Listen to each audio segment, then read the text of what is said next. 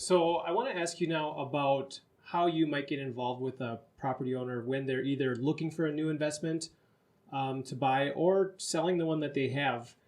Does your company also represent in sales or?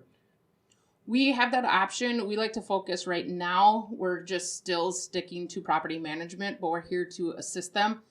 We want to focus on what we do best, which is property management. If you ask a realtor to rent out your house, it's like asking me to sell your house. We both can do it, but let's get the best person in that foot. So we've partnered up with a lot of companies, and we want to have somebody that's focused on the area. So if I know a realtor in New Brighton and you're the realtor down in Bloomington, I would put a Bloomington person with a Bloomington person. I have lots of investors that I work with, and they always call me. There's one gentleman that calls me all the time. What do you think this will rent for? Give them my feedback, depending on the time of year, what you do with the property, stuff like that. Well, I factor all that in so that they can make the most educated guess on if they should put money down on it and where they should go, how long they need to keep it for. Yeah. Well, I think that's a really valuable resource for investors because you're the, boots on the ground. That we can look at these different online tools, which I think, they've come a long way. They're very helpful. But then if you have somebody who's actually in the business as your resource, that's really helpful. Well, and surprisingly, residents use this tool too. So for example, we have the wonderful website Zillow.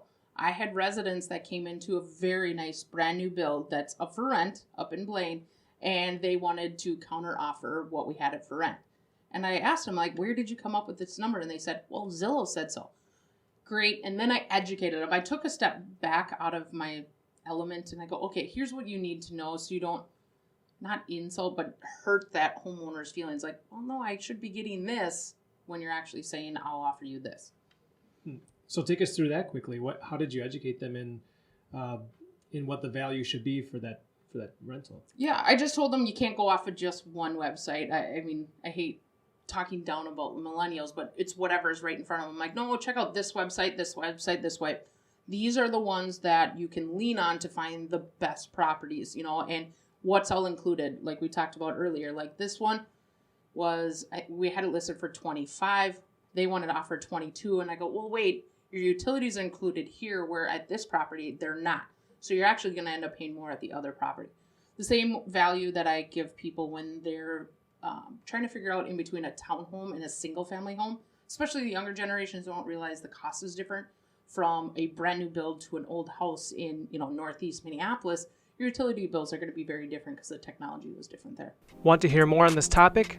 Click the link below for the full episode of Maximizing Your Property Value.